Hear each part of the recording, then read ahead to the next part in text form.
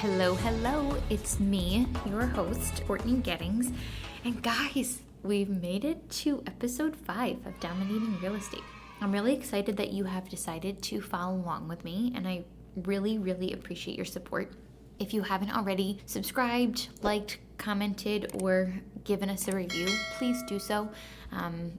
Any feedback, good, bad, or in between, I totally appreciate it.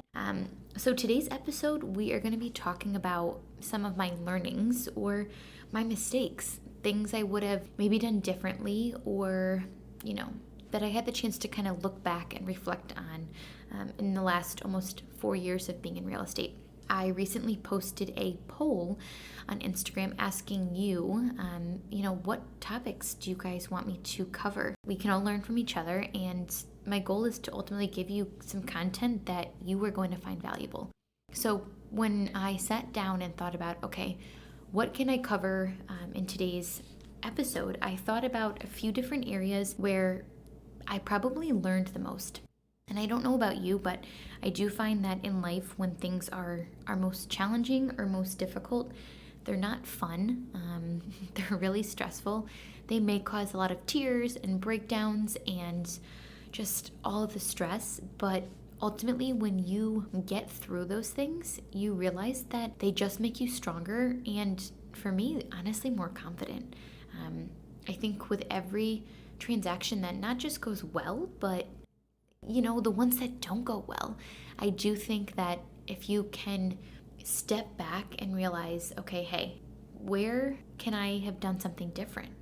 I am in control. If you listen to last week's episode about mindset, you have to realize that you're in control. You have to take accountability for a lot more things than you might not want to be honest. But I think the sooner you take accountability and the sooner you realize that, hey, I'm in control and I maybe could have done something different, the faster you're going to grow, the faster you'll learn, and ultimately, the better you're going to be able to serve your clients. So the first thing I want to talk about is one of my lessons learned with a seller client. Ultimately, we decided to part ways. I let them go after we had signed a listing agreement and we were on the market. It was a mutual decision.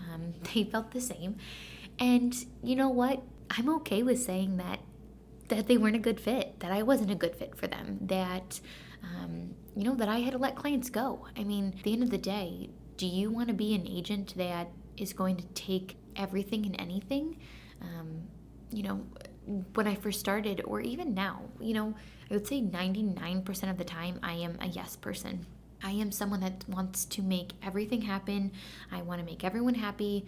I want to, drop everything and make sure that whatever you need, I'm going to do everything in my gosh darn power to make it work. But with this client in particular, it was what I thought was going to be a pretty straightforward transaction. I thought that was going to be pretty black and white. I think it was a Saturday when I got a call from them, and I was out at showings with buyers, and I had a voicemail from someone that I had met at an open house probably 6 months to a year prior. And I periodically stayed in touch with them. They lived close to my husband and I at the time. And when they called me and said, hey, I just fired my first agent.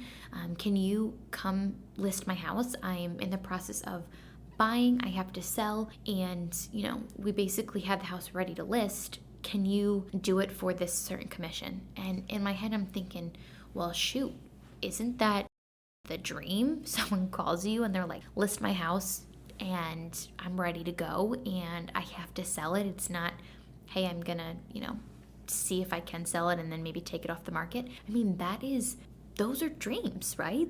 That's what I want. And how much more straightforward can you get? So when I honestly matched the prior agent's commission, and it was probably lower than I would have done. But again, I thought, well, this was pretty straightforward. I can't say no to this, right? So I took it and it started to go downhill real fast. I think red flag number 1 was, hey, I fired my first agent. I probably could have asked more questions.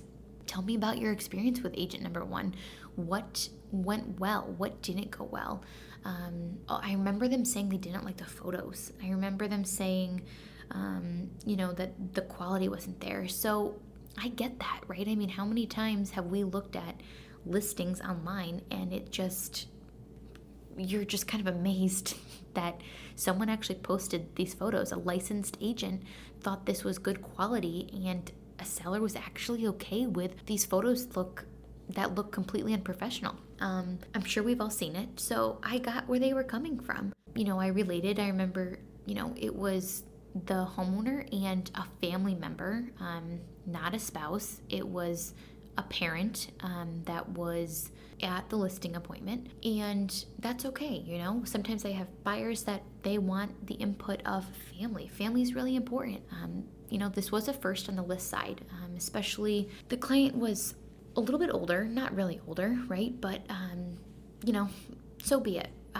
But what I can tell you, sometimes if you've had clients that have had family involved, it definitely is that fine line of, making sure that your client's needs, wants come first, while also respecting the opinions and feedback of family. We all know family wants the best for, their family members. And as agents, we ultimately want the best for our clients.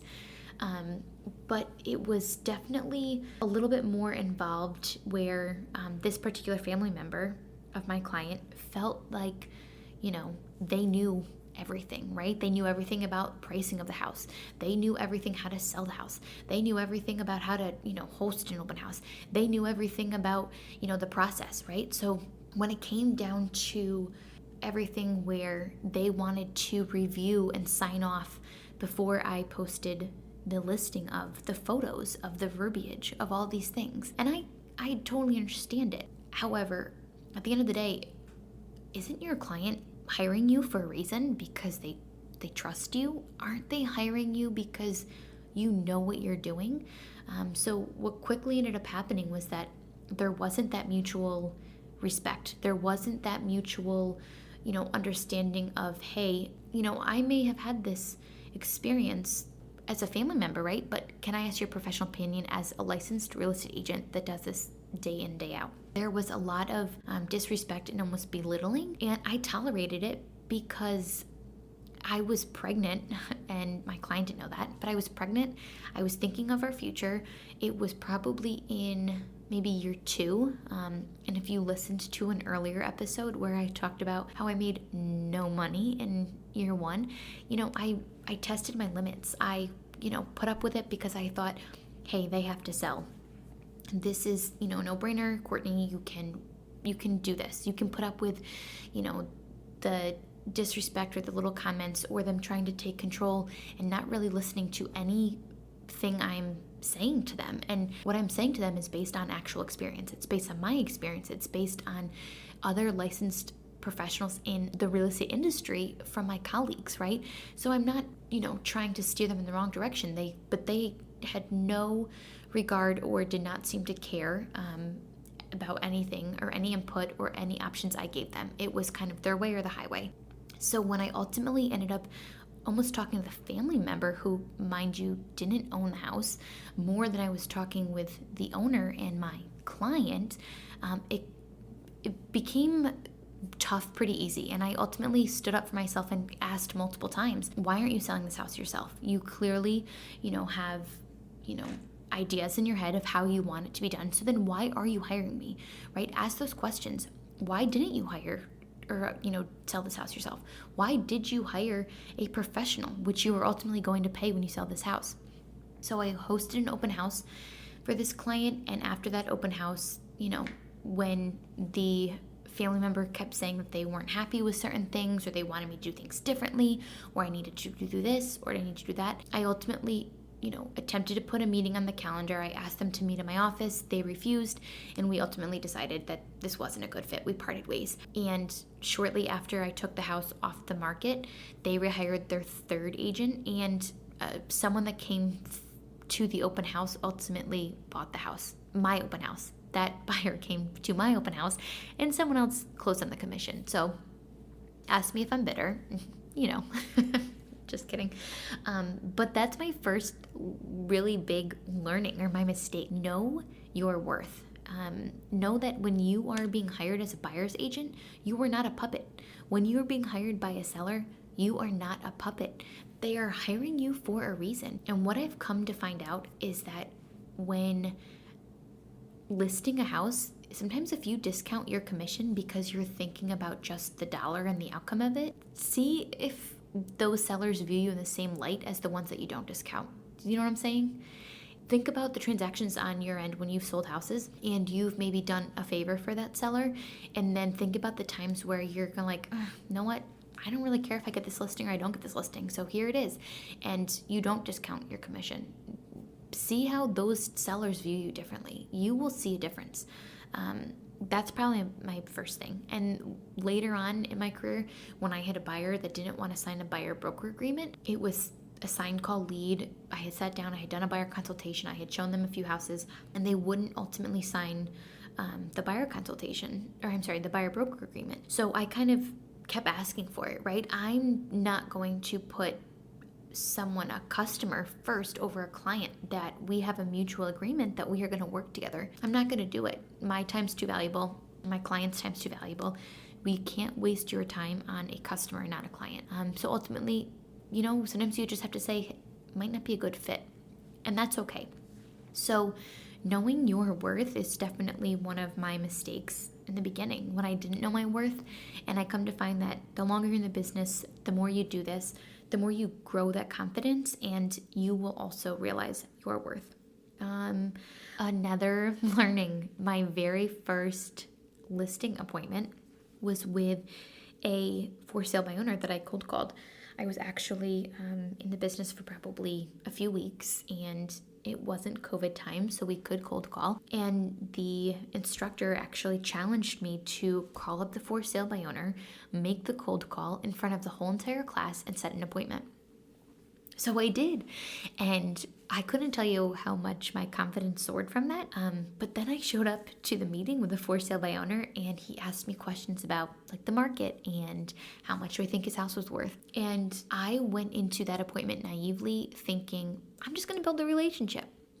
And that is part of a listing appointment, is building that relationship. But you also have to come prepared. Sellers not only want to feel like they can trust you because they like you and you can build that connection, but they also have to know that they can trust you to sell their biggest financial investment. So lesson number 2, make sure you come prepared to your listing appointments or even your buyer appointments. The more you know about the current market, the better you will look and the better your clients will feel. They're going to trust you to handle their buying or their selling needs. So that was probably my second mistake, is not coming prepared to a listing appointment. Never again will I do that. And I would say the last biggest mistake or lesson learned is with buyers that I worked with for months.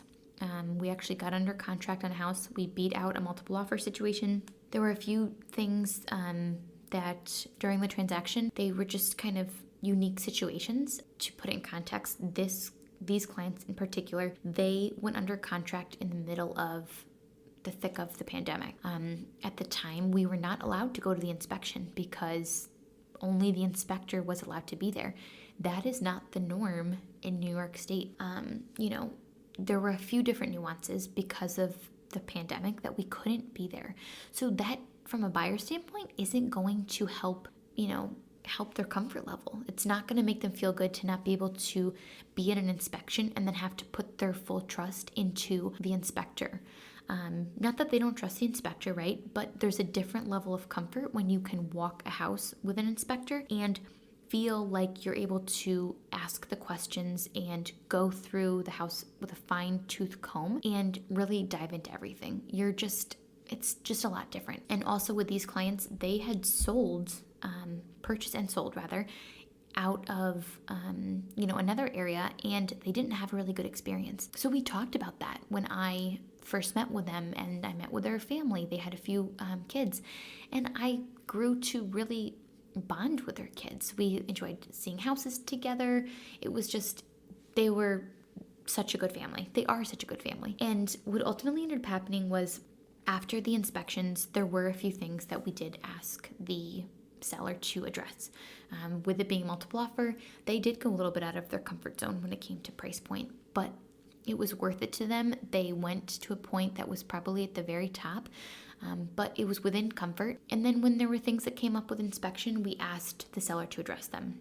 The attorneys were taking the lead on it, and ultimately what it came down to was that there was a breakdown when we went to the final walkthrough.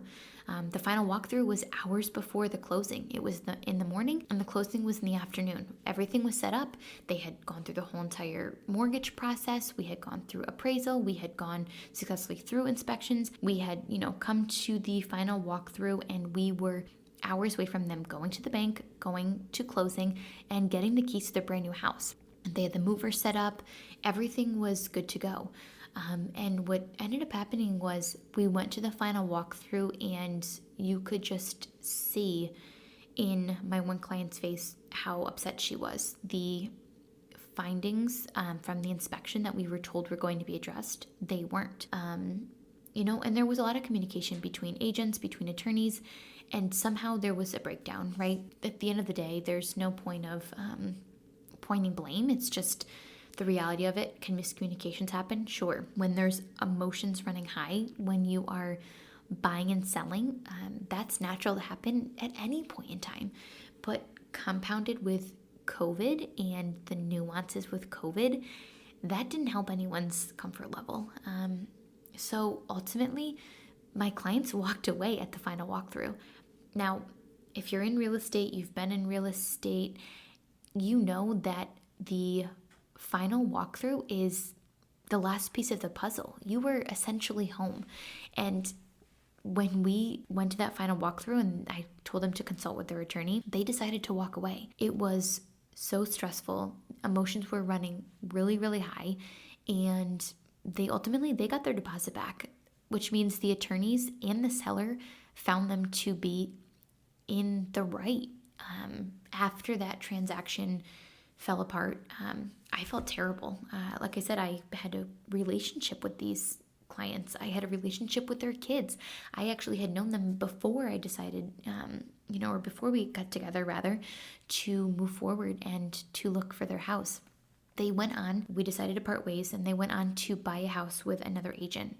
I'd be lying if I said it wasn't stressful. I felt absolutely horrible. I knew how upset they were. I've been on the buy side multiple times. I've purchased a few different houses, and I know how stressful and how emotional the process is. And what had happened was after they closed on their new house, I sent them a card and congratulated them. I had said to them that, I felt terrible that they had to go through everything they went through to get to the new house. But this new house that they ultimately purchased, because I saw it on social media, it was perfect for them. I know it was the perfect house for them. And I'm so happy that they didn't let this really stressful process stop them from achieving their goals. Now, I could probably talk about a lot more than just these 3 mistakes or learnings that I kind of was able to step back and kind of look at it from a neutral perspective and think, what would I have done differently? How would I have changed this? And I think for these particular clients, what I would have done differently was, probably do better with my communication. For full honesty, I was very overwhelmed on a personal level, on a professional level during that time that we were under contract, just because of the world that we were living in. I had a new baby and a toddler at home, and that shouldn't have stopped me from making sure that all of my clients have the best experience. So I am definitely human. I am not perfect. And I hope you took something away from, these really big learnings on my end. Know your worth and don't undervalue yourself. Make sure you go prepared to your listing appointments and your buyer consultations. And you know what? Don't ever stop communicating and making sure that you're providing the best service. So maybe in a future episode, I'll talk a little bit about more of my experiences when things went south. But go ahead and follow us on Instagram and on YouTube. Dominating Real Estate is now officially on both. And if you're listening on iTunes, don't forget to give us a good rating. Any feedback is really important. So thank you so much for listening and following along to another episode of Dominating Real Estate.